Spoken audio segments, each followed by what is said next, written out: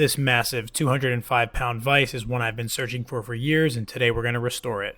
We're going to be cutting some old broken parts off of it, welding some broken parts on it, making a new set of jaws, and doing a bunch of other repair work and fixing on this vise to turn it from a beater into something I can use for the rest of my life.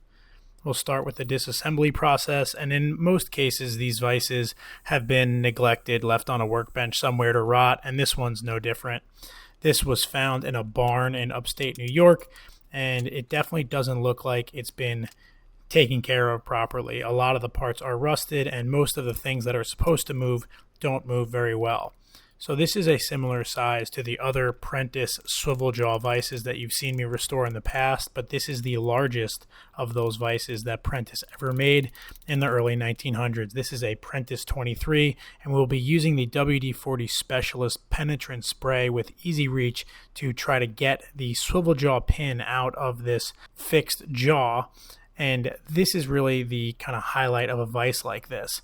Now the pin that you see me attacking from the bottom with the WD-40 Specialist penetrant spray, once that pin is removed, it's going to allow that jaw to pivot and allow you to grab tapered or uneven parts. Now I've tried a bunch of different ways to get these out, and in this case I decided to just use a 5/8 pin from the bottom and smash it with the back of this maul, and there you can see I was able to get it freed up after using the penetrant spray. Now, this is a little bit of a tricky process because vices can crack throughout that process, but lucky for me, I didn't, and then that movable jaw popped right off. You can see the track in which the jaw travels on. And now the jaw of the vise did have a crack underneath it, but we're going to fix that a little bit later. And this little brass part, which was bolted to the back of the vise, I never really figured out why it was there. It probably wasn't a factory feature, so it's not going back on. Now, with the actual thread box on this vise, there's a shaft collar on there that should have had a set screw in it, but somebody decided to go ahead and weld that. So it's going to take a little bit of surgery to get that off with the Dremel and a chisel, but eventually I was able to get it split, which will allow me to now get the lead screw out of this vise so that I can throw this thing in a rust removing soak and actually be able to access all the parts and eventually turn it into a speed vise with a thrust bearing, as you saw in the beginning of the video. Now I'm going to be using the WD-40 Specialist rust removing soak to clean up all the parts of this vise, and this is a super easy process. In this case, I'm using a 30-gallon drum, pouring in a couple of gallons of fresh product to mix with some of the older product that I had in there, and then just putting in all the parts of the vise. While these parts are soaking overnight, we'll learn a little bit about the sponsor of this video and a way that you could win some money. So if you've watched my videos, you know I really enjoy repairing and restoring things, and that's why I'm super excited to be partnering with WD-40 brand for their repair challenge. Now they've done this challenge for a couple of years now, and it's an amazing opportunity to share a repair that you've completed for a chance to win $5,000. There's a bunch of other prizes in there as well, and if you want to learn more, go to repair.wd40.com and put in your entries by July 14th, 2025. I'm super excited to be looking through those entries and seeing what everybody comes up with. And thank you to WD-40 brand for sponsoring this video. Let's get right back to the restoration. So after 24 hours in the rust removing soak, I can pull the parts out. And what's important about going through this process is actually cleaning the solution and cleaning the parts with some clean water after you've got it in the soak. Now you can see how quickly the parts, while they still look a little rusty right out of the soak, come super clean just with a rag with a little bit of water on it. These parts are really nice looking, and because I wasn't able to fit the entire dynamic jaw in there, I flipped it around and put it back in while I brought these outside to hit them a little bit with the wire wheel and get them cleaned up just a little bit more so that I could continue to work on this vise. Now the WD-40 Specialist rust removing soak is not a degreaser, but it does do a good job of breaking the grease down a little bit so that when you go to remove it in the areas that you don't remove in advance of using the soak, it does come right off. So I'm using the wire wheel and then a degreaser in a spray bottle to clean off all the parts, get everything nice and smooth. And you can see the crack in the dynamic jaw when I put it down on the table. And this vise is just massive. You can really kind of get a scale for it. But there's that crack. I'm cleaning it out with the wire wheel and then blowing it out with the air gun and just trying to get any latent dust and debris off of this. Now, fixing this crack is kind of one of the main things I want to do to this vise, because for some reason these dynamic jaws on these large vices have a tendency to crack. Honestly, haven't really figured out why, because it just doesn't seem like a real easy failure point, but one way or another we're going to fix it using some Tech Rod 99. This is actually a stick welding electrode from Lincoln Electric, and if you've watched my restorations before, you know that I like to knock the flux off it with a hammer and actually use this as a TIG welding electrode. So I'm using an Aspect 375, which is a high output TIG welder from Lincoln Electric, and I'm going to be preheating this and welding it with these stick rods. Now, I've done a lot of cast iron repairs, and there's so much theory and so many different sources of information about, preheating and post-heating and peening. And honestly, my favorite person to ask on this is my friend Matt Paris. He's at Metal Meat on Instagram, an amazing fabricator and welder, and someone who gives me tons of advice on these things. And he's kind of given me some guidance as to how to do this. Now, watching through the process, you can see that this cast iron, being 100-year-old, very porous, very difficult to weld. I did preheat it before I started, but the thing that I hold constant is the peening with the needle scaler after each weld. Now, I've done a bunch of these repairs, like I said, and I have never had them crack, and I think the reason that they don't crack on me is because I do so much prep, kind of pre and post work to the welds themselves. So once I've got a weld on there, I want to really be able to see what I'm doing. So I go ahead and take a CC grind view, that's the grinding disc with the holes in it, and I grind down just the weld so I can see what areas I need to add material and improve. Now, since I did V this out, I got pretty good penetration, even though you saw that weld sticking up over top. And I think that's simply because I'm using such a large electrode. But as I'm going through here and filling these little gaps, I'm starting to really see that this repair is going to hold well and it's going to look nice when it's done. Now, it's definitely not going to look perfect, but with the combination of the grinder and the needle scaler, it's really going to blend in with the rest of the cast pieces once this, kind of dulls down a little bit. Obviously, it's super bright and basically polished from my process of grinding everything down. To get it to cool down a little bit slower, I put it in a bucket of sand and I let it cool while I work on the crack on the fixed side of the vise. Now, this crack's a little more concerning because it does wind up in a little more critical of a location. And from what I found doing this, this material was actually a lot harder to weld than the moving jaw that was broken on the tailpiece. The top of this welded pretty nicely. You can see I'm able to actually get like a pretty decent bead in there once I got it preheated, but the side of it just welded absolutely terribly. And I'm not sure if that's just the way the cast iron flowed out of the mold, but that's one of the problems with cast iron. It's really not made to be welded in this way, and I'm sort of asking it to do something that it doesn't want to do. So as you're welding this, it's falling apart like quicksand. It's very difficult and can be very, very frustrating.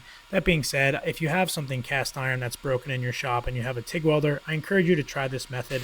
They make straight nickel rods and straight nickel filler rod that you can get.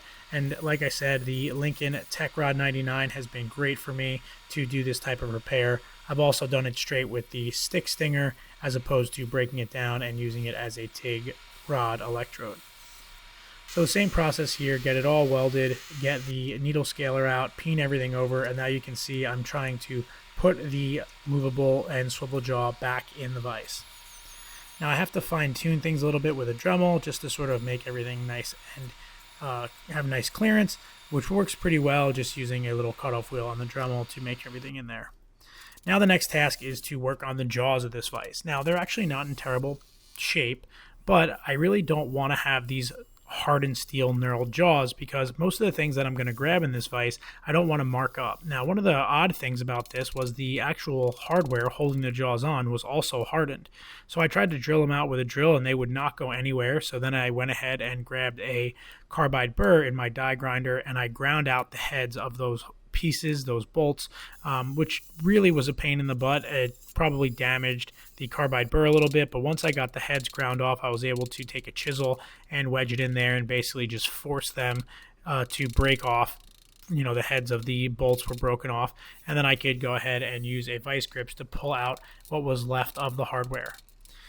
What's nice about these vices is they have a pretty simple jaw design. It's very geometric and square, so you can just basically make a U-channel out of whatever material you want, and in this case, I'm going to be using brass. Now, while I'm working on the jaws of the vise, I'm going to work on the travel path of the pivoting jaw on this thing. So there's a couple different metal pieces that will interact with each other on this, so I just ground them out with the die grinder, and once that was ready and done, I was able to go ahead and grab this piece of brass that I had sitting in my stockpile to make the new jaws. Now, I'm glad I had some brass for this because the price of brass has just gotten absolutely ridiculous, and to make these jaws with brand new brass stock was about $200. So this was left over from another project, and after doing a little bit of math and laying out exactly what I'm going to do, I can start to break down this brass bar and then eventually get it over to the milling machine. Now I'm using my inexpensive Wen Benchtop Bandsaw to break down the material, which I've talked about this many times in other videos. If you're on the fence, just go ahead and buy one of these. Now over on the Bridgeport, I'm going to start by squaring up the brass stock and getting everything nice and even. Now I'm not a great machinist, but this machine has a DRO on it, a digital readout, and with a good DRO and a good set of calipers and a little bit of patience, pretty much the worst machinist can make a good high quality part. So I'll start by facing off the two brass stock pieces so that they're both exactly the same size, and then you can see the little stop block that I have over on the jaw on this Kurt vise over on the side. Now that stop block is going to allow me, once I set my index and set my zeros on my DRO, I'll be able to work from there. Now something new that I'm going to be using on this is these new end mills from Pferd tool. Now, Pferd makes amazing abrasives that you guys know and love. You've seen them in my other videos, and I've talked about them a lot. But something new for them is an end mill line. Now, this is a 2-flute solid carbide end mill, and with these in brass, you can basically run at what they call as fast as possible, which means my spindle could basically be running as fast as the machine will go, and my feed rate could be as fast as I want, and I can avoid chip welding and all that stuff. So I'm running through, kind of taking my time and making these jaws on the milling machine with this 2-flute end mill. Now this is a little small for this application, but it's going to allow me to basically do everything with one tool, which is nice, and I can start by making this one jaw, and I actually went a little too deep, so I had to go back and mill a little bit off the face, but that's no problem, super easy. I do have a DRO on the quill, but I had made a miscalculation along the way, which is the reason I have to do this. It's not going to be noticeable when you're done, but I really want to have a good flat fit with as much contact as I can on these jaws so that they can be as strong as possible. Now once I'm done making that jaw, I go ahead and repeat the process for the other one. You can see how quickly I'm able to kind of just bury my end mill through and do this in one pass for the depth and get this thing all cut out using the die chem and the layout lines as my marks. I really enjoy working with brass on the milling machine. It's just super forgiving and super easy. And once they were both milled out for the U-channel, I'm going to drill the hole for the hardware from the backside while everything is already chucked up in the mill and I've got everything indexed in the DRO. What's nice is that the Prentiss vices are pretty consistent when it comes to their bolt patterns, and they're really well machined in that way, so you can reliably make parts for them just off of measurements, and you don't have to do things really kind of freehand. Once I had a pilot hole drilled, I was able to go back from the front and drill these out from the front, and then put a nice heavy 82-degree countersink for some 5/16 stainless steel hardware. Now, this hardware is going to have to sit pretty deep because I'm going to be adding in a V-groove, which is going to be for holding round material on both the horizontal and vertical plane, and you'll see that in a second. But it's no problem. I like to use a nice, sharp, single-flute countersink, and then I'll use this carbide insert V-groove tool, and that's what I'm going to make my V-grooves with.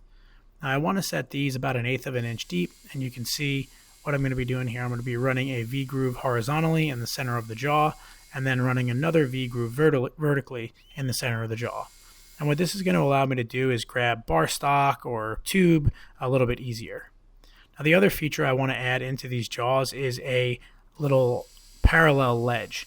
So a parallel ledge is great because if you want to grab plate, the plate can sit right on that ledge and it won't fall down if you're trying to drill on it or if you're trying to a hammer on it, and because this is a swivel jaw vise, it's even more useful because you can grab uneven parts and get them all parallel and perfect in your vise while you're working on them.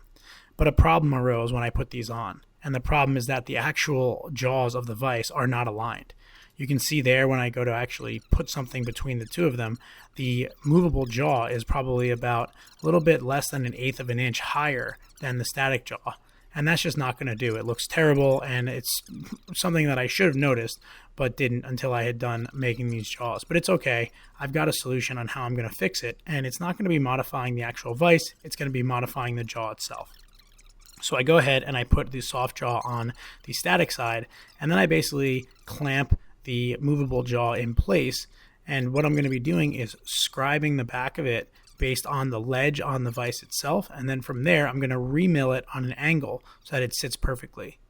Now, if you're paying close attention, you'd imagine that the bolt holes are no longer going to line up, but that's okay. I'll be able to force those over and make the countersink a little bit oblong, which is going to allow me to still use the hardware and get everything bolted up. Now you can see I snuck a scribe in the back and was able to get a nice scribe mark that I can use to move forward with. Now, in order to actually get this offset in the vise, I'm using 2 sets of feeler gauges to offset the jaw in basically a skew in both directions. Now, I'm kind of guessing a little bit on the angle of this based on the line, but it wound up being perfect first try, and I'm just taking a pass to get myself out of even on both the top and the bottoms of the jaws. Now, it took a little bit of fine tuning, and I definitely didn't get it in the first try, but once I had it figured out, I was able to get what I think is a perfect alignment between the two jaws, which is something that is going to be really useful and helpful and honestly be necessary for the functionality of this vise as a whole. And this is a good trick if you ever do need to mill something on an angle. Get a couple sets of feeler gauges and you can actually get a pretty precise angle if you do the math. Now you can see the way I use the end mill to kind of mill down that bolt hole a little bit. Now this is obviously going to be taking away material from the jaw, but at the end of the day I'd rather them be even than have that kind of lack of material on the backside. Now you can see the way it's going to be able to grab a piece of material nice and flat even though the actual vise is uneven. Now I put the lead screw back in and carried this thing down, and now you can see the actual swivel jaw hole. Now this is a tapered hole, and what I did was I grabbed a pin from another vise to kind of get an idea of the angle that I might need. Now what's interesting about this is that the hole is really horribly out of alignment. It's not something I've seen before on a swivel jaw vise. It kind of tells me that the vise is very old and maybe was pretty well abused. I'm going to be making a pin on the lathe using the compound to actually cut a taper. Now unfortunately my compound wasn't really long enough to cut the size taper that I wanted, so I had to do this in a couple of passes, and I wound up with a little bit of a chatter mark and didn't really get a great surface finish on this. I've really got to spend the time to go through and change out all my carbide inserts on my lathe tooling because so many of them are broken or chipped, and yet I still use them. I've really got to spend some time fixing that. So now you can see the tapered pin that I made, and still the hole in the actual vise. It needs to be a little bit modified, so I'm using a Pferd double cut carbide burr to get everything nice and aligned and make sure that everything is going to sit nice and the tapers are going to interact well with each other with this pin. It's super important that when this is all done, it locks that jaw in nice and solid, but is also easy to remove.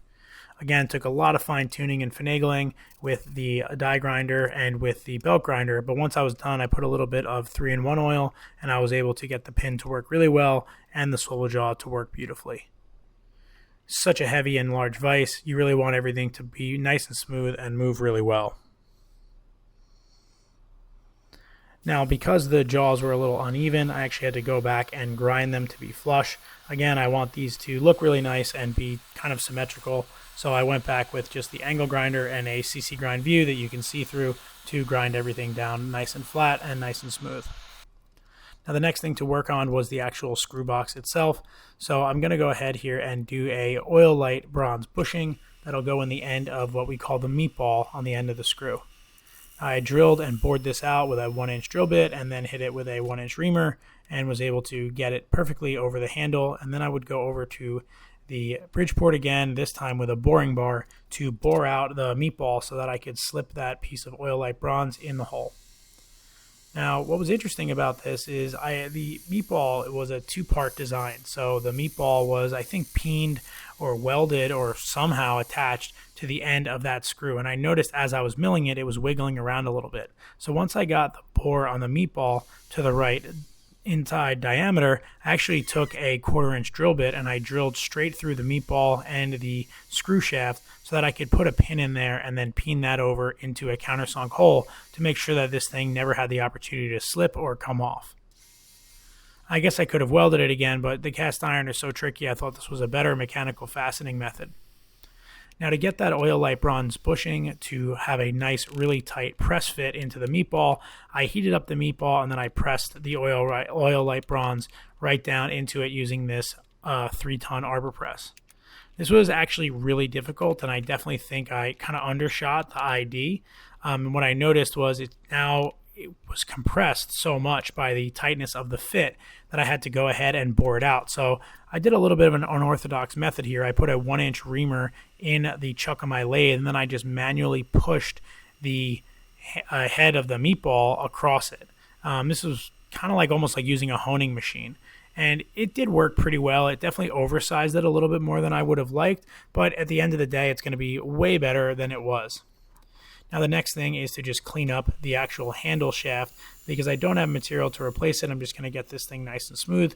And you noticed in the beginning of the video, I already cut off the end of it. So I'll have to drill, thread, and tap both the little ball on the end and the shaft itself. And for this, I'll use a 1/2-13 thread. I'll just drill it out and throw a little spiral tap in the lathe, do a quick little tapping operation. And then what I'll do is I'll have a double-sided threaded bar that'll thread into this little end, which I'm working on now, and the shaft that you just had in the lathe. Now, this is a pretty decent method to do this, and what I like about this is even if I use Loctite on this, if I decide I want to take the vise apart again, it's pretty easy versus welding this and then having to cut it again and go through that whole process over and over. Now again, threading everything with 1/2-13, and then I'll just put a stud in there that goes on both sides and a little bit of blue Loctite, so it's easy for me to take it apart if I want. Now the next thing I did, which unfortunately I forgot to record, was to thread the end of the meatball with a 1/4-20 thread, which goes straight through the bronze bushing, and that'll be for my speed handle locking bolt. So you can see the handle there and the fact that I ground a little channel into the handle, and then I ground a little V on the end of that little bolt you see on the end of the meatball. Now before I show you how well this works, I'm going to grind down some of that bronze and get everything nice and flush and smooth. I would have maybe liked to peen this over so it would carry and cover a little bit of the blemishes, but I think it worked out fine the way it was.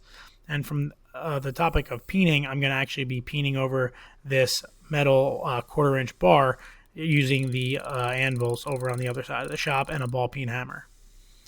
Now this is in lieu of welding, as I mentioned earlier, and I like this as kind of like an old world method to go with an old world vise.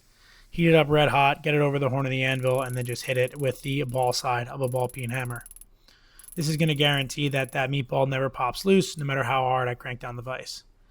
Now here's something that's gained a lot of attention on the internet lately, which is adding a thrust bearing and making this into a speed vise. So you saw there was a large spring, and I'm going to be using a couple of inexpensive thrust bearings from Amazon that have about a 25,000 pound crush force. And basically what this is going to allow me to do by having an assembly of a thrust bearing on both sides of the jaw and a large spring and then a shaft collar, it's going to allow there to be basically no slop inside the vise action. So you'll see as I thread this on and I have that handle in there, look at how effortlessly this vise closes. It's pretty amazing that something so heavy and large can close so freely with just a simple modification. Now to give it some finish, this is boiled linseed oil, and I'm going to be applying it with a paintbrush, just a cheap chip brush. And I was going to paint this vise, but honestly, it's got such a history at 100 plus years old. It's so big, super nice. It's going to be used and abused in my shop. This is not a showpiece. I thought the boiled linseed oil was the best option instead of going with a paint. Now you can really see the way this thing works. Super, super smooth, super nice with that boiled linseed oil look. Incredibly smooth action with those V jaws, and I'm super happy with how this came out. If you enjoyed this video, please leave a comment down below. Don't forget to check me out on Instagram, and thank you so much to WD-40 brand for sponsoring this video and supporting my channel. I'm really happy to get this thing in my shop and use it forever.